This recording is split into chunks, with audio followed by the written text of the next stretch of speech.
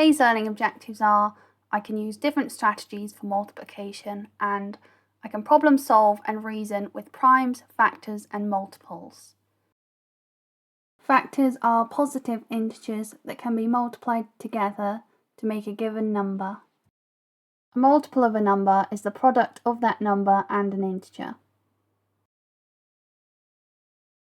A prime number is a positive integer that has exactly two factors, and derive is when you use a known fact to work out an unknown fact.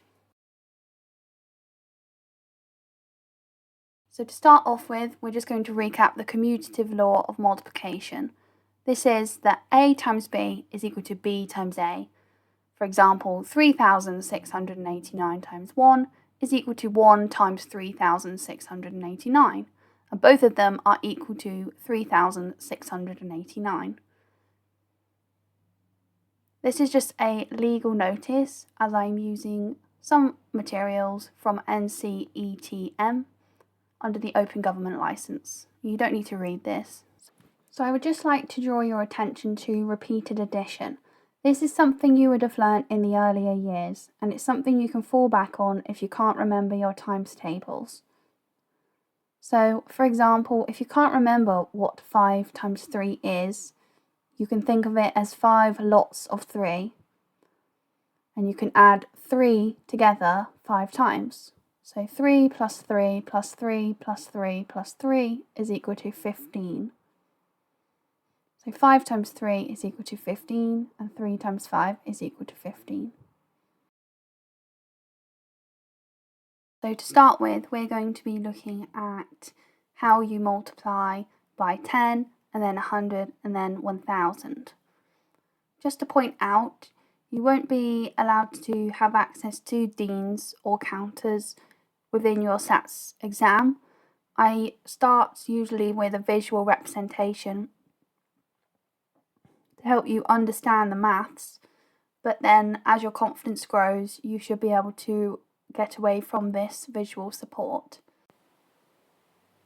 To start off with, I'm going to be showing you a variety of ways that represent this problem. Once I'm finished with that, then you'll be able to have a go. So just follow along for now. So there are 10 sweets in one bag. If 4 children have 3 bags of sweets each, how many sweets do they have all together? So Ralphie says that you can calculate it as 4 times 3 tens, and Lily says that you can calculate it as 3 times 4 tens. So Rafi has said that 4 multiplied by 3 tens equals 12 tens, and we know that 12 times 10 is 120, as when we multiply something by 10, we put the placeholder of 0 at the end of it. Lily has said that 3 multiplied by 4 tens is equal to 12 tens. 12 multiplied by 10 is equal to 120, because when we multiply something by 10, we put one placeholder of 0 at the end of it, and each digit jumps 1 to the left. So both Rafi and Lily are correct. So when we link this back to the question, there are 10 sweets in one bag, so the deans show one bag. One dean is one bag, because the deans are worth 10. 4 children, so each row is worth one child's amount of sweets. So Rafi has looked at how many sweets there were per child to look at it along the rows, because each child had 3 bags with 10 sweets in them. So Rafi's made the most sense if we were following the question, but both of them work. So this is a slightly more complex representation of 4 times 30. So instead of 4 times 3 times 10, this is 4 times 30, as you know that 30 is made of 3 tens.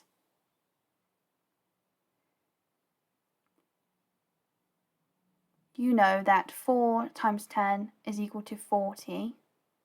So you're going to put 40 in each box, as shown by the 4 10 deans. So 40 plus 40 plus 40 is equal to 120. So the final representation with numbers only It's something that you could do in your SATs.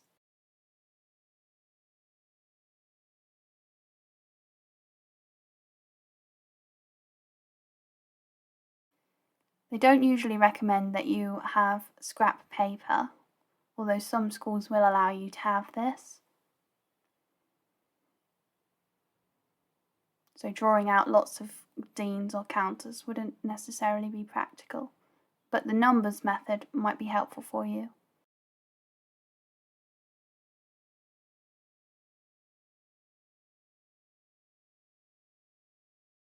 Another simple way is to use factorisation. So 4 times 30 is just the same as 4 times 3 times 10. So you can start off by doing 4 times 3, which is equal to 12, and then you can do 12 times 10. When we multiply by 10, we move each digit 1 to the left, because we times each digit by 10.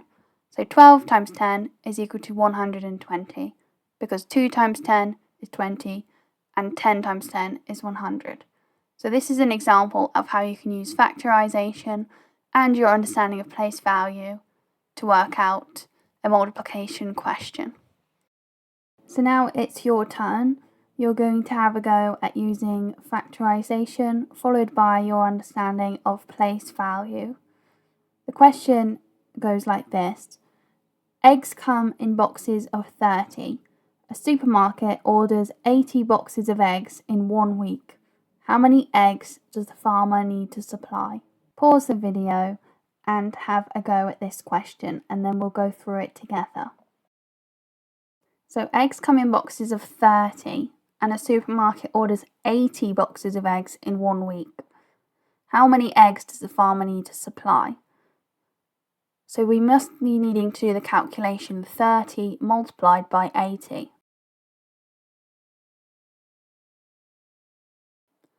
We know that 30 is made of 3 tens and 80 is made of 8 tens. So factorisation means that 30 times 80 is equal to 3 times 10 times 8 times 10. More easily, we can multiply 3 times 8 by 10 times 10. Due to the law of commutativity, 3 times 8 is 24, and 10 times 10 is 100. To times 24 by 100, we move both digits 2 jumps to the left and put the 2 placeholders of 0 at the end. 4 multiplied by 100 would become 400, and 20 multiplied by 100 would become 2000. So 24 multiplied by 100 is equal to 2,400. So the farmer needs to supply 2,400 eggs. So well done.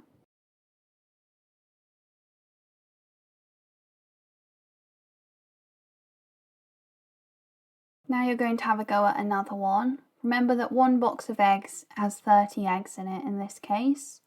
A lorry can carry 800 boxes of eggs. How many eggs does the farmer need to fill the lorry?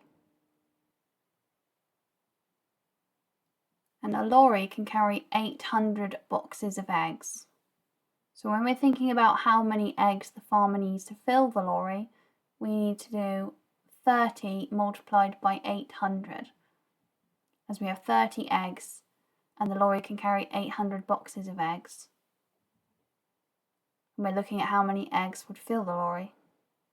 30 times 800, when we factorise, is the same as 3 times 8 times 1000, as there are 3 zeros, so you know it must be multiplied by 1000. As we already know, 3 multiplied by 8 is equal to 24. So 30 times 800 is the same as 24 times 1000. As you will know, 24 times 1000 is 24 thousands. We would move both digits of 24 3 to the left and put the 3 placeholders of 0 at the end as we've multiplied by 1000. So the farmer needs 24,000 eggs to fill the lorry.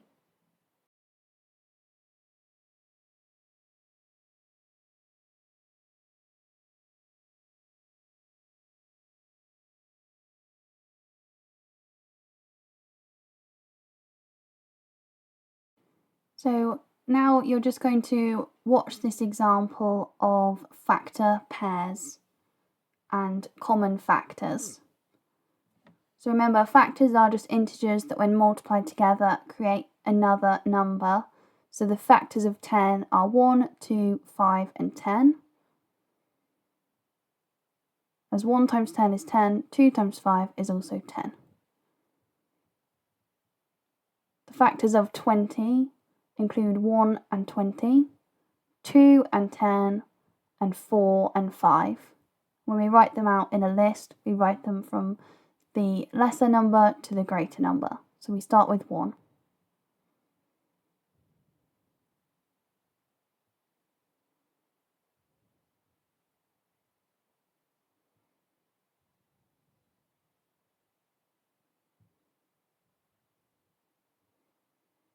So when we're going to look at common factors, that means factors that are common to both numbers. We can see that 1 is a common factor of 10 and 20. 2 is a common factor of 10 and 20. 5 is a common factor of 10 and 20. And 10 is a common factor of 10 and 20. But 4 is not a common factor of 10 and 20. And 20 is not a common factor of 10 and 20.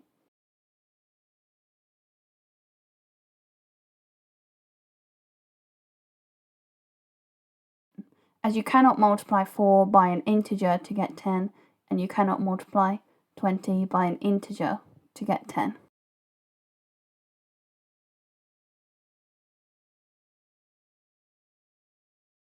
So the common factors of 10 and 20 are 1, 2, 5 and 10.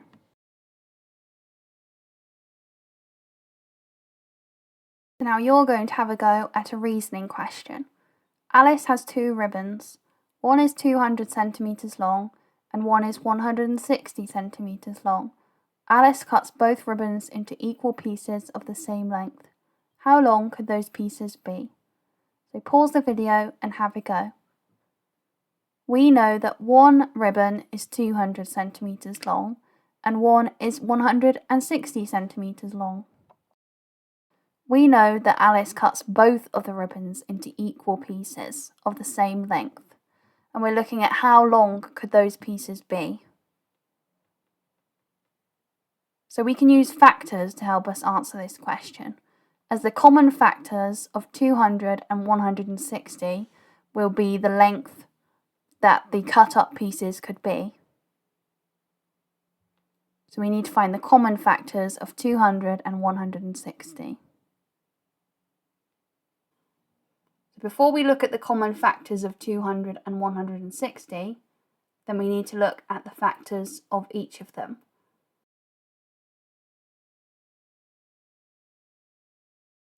So the factors of 160 are 1 and 160. These are the factor pairs. 2 and 80, 4 and 40, 5 and 32, 8 and 20, 10 and 16. These are the factor pairs. These are the factors that multiply together to make 160. So the factors of 160 are 1, 2, 4, 5, 8, 10, 16, 20, 32, 40, 80 and 160. These are the factors of 160. So next we need to look at the factors of 200. So these are the factor pairs for 200.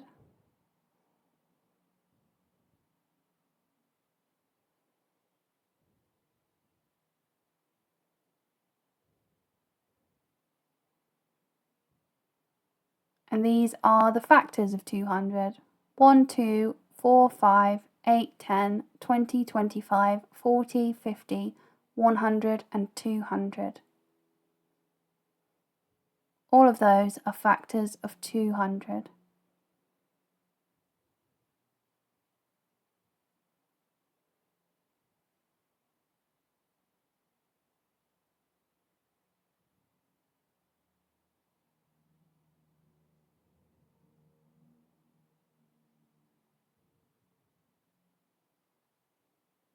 So we need to think about the common factors of 200 and 160. The common factors are 1, 2, 4, 5, 8, 10, 20 and 40. These factors are common to both 200 and 160. So because these factors are common to both 200 and 160, then this means that the pieces of ribbon could have been cut into these lengths.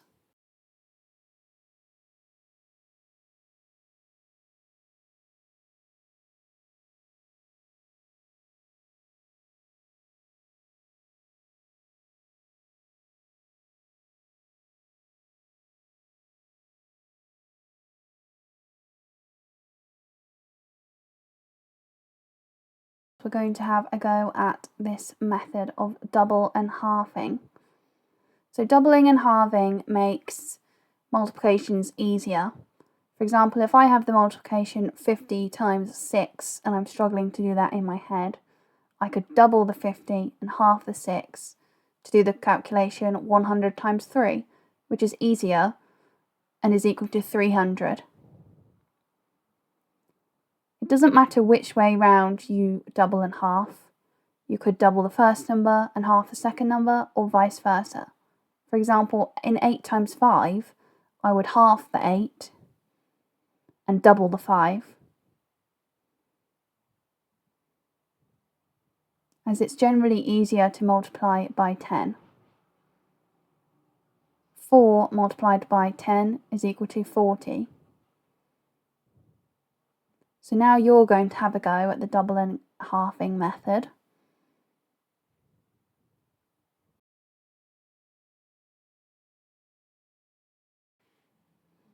You're going to have a go at 18 multiplied by 5. So pause the video now and have a go. I would half 18 and double 5. So the calculation becomes 9 multiplied by 10, which is much easier and quicker to do than 18 multiplied by 5. 9 times 10 is equal to 90. I should point out that 18 multiplied by 5 is also equal to 90. They're equivalent multiplications, but one is just easier to calculate. So we're just going to recap how multiples are different to factors. Factors multiply together to create a number. For example, the factor pairs of 12 are 1 and 12, 2 and 6, and 3 and 4. Whereas a multiple of a number is the product of that number and an integer. For example, 12 is a multiple of 1, 2, 3, 4, 6, and 12, as they can all be multiplied by an integer to create 12. So for example, the first three multiples of 3 are 3, 6, and 9, as 3 times 1 is 3, 3 times 2 is 6, and 3 times 3 is 9. Equally, the first three multiples of 7 are 7, 14, and 21, and the first three multiples of 8 are 8, 16, and 24. This is just to further illustrate what multiples are. So a common multiple is a multiple that's shared by two or more numbers. To find the first three common multiples of 4 and 5, I would write out all the multiples of 4 until I got to the point where there were 3 multiples of 5. So just to show you, alongside the multiples of 5, these would be 20, 40, and 60.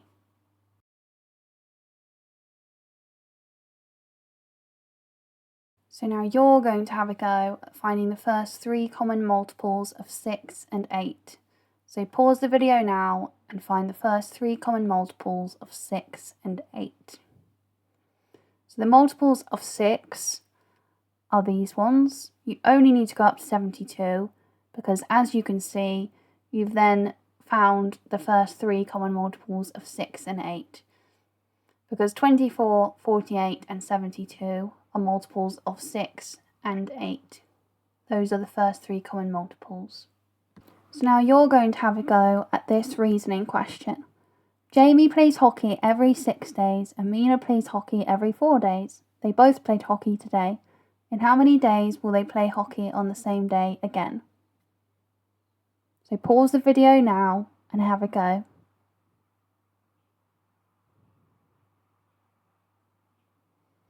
So to answer the question, you needed to write out the multiples of 6 until you got to a multiple of 4. In this case, 12. 12 is the lowest common multiple of 6 and 4. So every 12 days, Jamie and Mina will be playing hockey on the same day. So well done.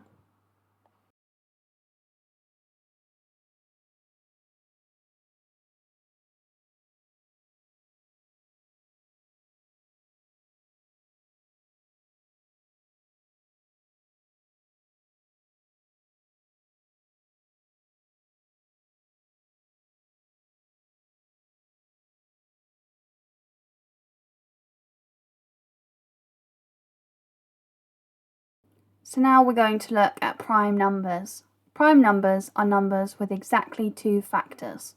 So if you were asked to find all the prime numbers from 1 to 20, then you'd start by looking at the number 1.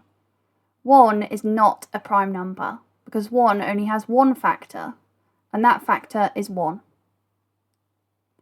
2 is a prime number because it has 2 factors. The only factors of 2 are 2 and 1. However, 2 is the only even prime number, which means that you would be able to cross off all the other even numbers up to 20, as you know that these are not prime numbers. Now, looking at the number 3, we can see that 3 is a prime number because it can only be divided by 1 and itself. The factors that make 3 are 1 and 3. So 3 is a prime number. Looking at 5, we can see that 5 is also a prime number, as the factors of 5 are 1 and 5. Looking at 7, we can see that 7 is also a prime number, as the factors of 7 are 1 and 7. Looking at 9, we can see that 9 is not a prime number, because 9 has more than 2 factors. 9 can be divided by 3, so we know that it can't be 9. So we're going to cross that one off. 11 is a prime number, as it can only be divided by 1 and itself, as its factors can only be 1 and 11. 13 is a prime number, as its factors are 1 and 13. 15 has more than 2 factors, and therefore it's not a prime number. 17 is a prime number, as the factors are 1 and 17. And 19 is a prime number, as the factors are 1 and 19. Now you can go and have a brain break, so go and have a rest before we practice some SATs questions.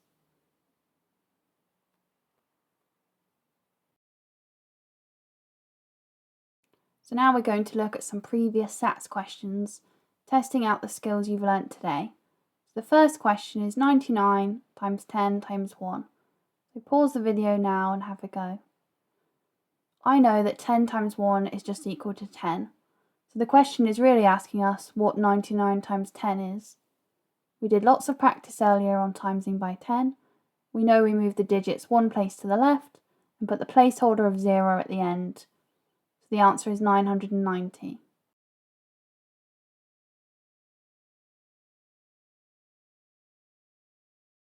The next question is 2,671 multiplied by 1,000.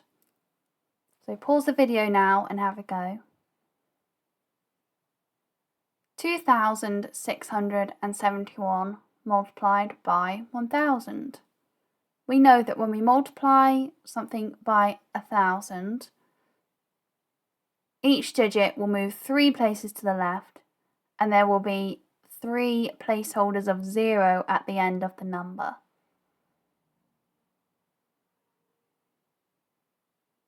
So I can see that 2,671 multiplied by 1,000 is equal to 2,671,000. make sure to put a comma after the amount of millions and the amount of thousands, just like we did in our place value video.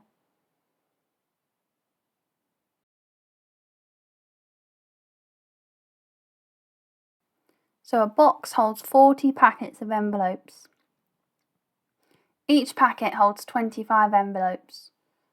How many envelopes does the box hold?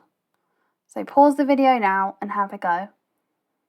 I can see that because a box holds 40 packets of envelopes and each packet holds 25 envelopes, then we need to work out 40 times 25. This is quite a tricky calculation to do, so why don't we do the double and halving method? We can halve the 40 and double the 25 to get 20 times 50. That's still quite a tricky calculation, so let's do the half and double method again. We can halve the 20 and double the 50. So now we have the calculation 10 times 100. 10 times 100 is equal to 1000. It doesn't really matter how you got to the answer, as this is only a 1-mark question, so long as you got the answer correct. This is how I would get to the answer of 1000. So the next question says to circle the 2 prime numbers that have a difference of 2. So we could start off by crossing off the numbers that we know are not prime. For example, we know that 15 is not a prime number as it has more than 2 factors. For example, 5 is a factor of 15.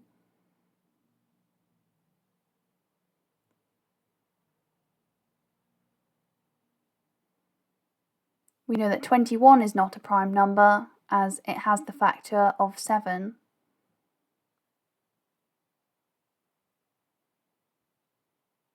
Which means it has more factors than just 1 and 21.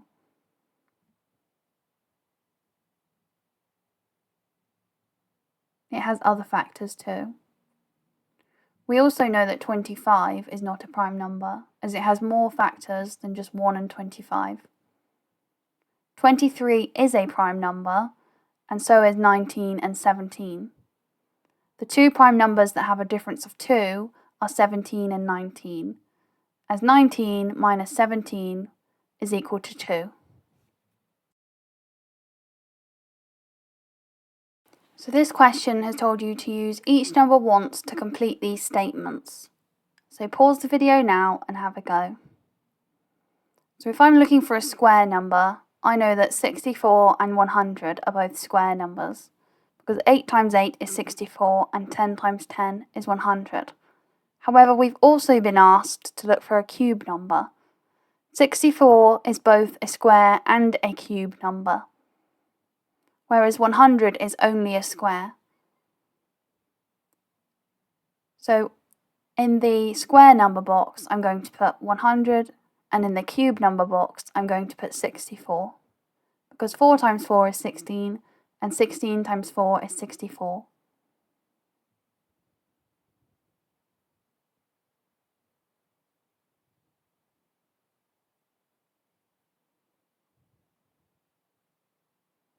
We didn't go over that in this video.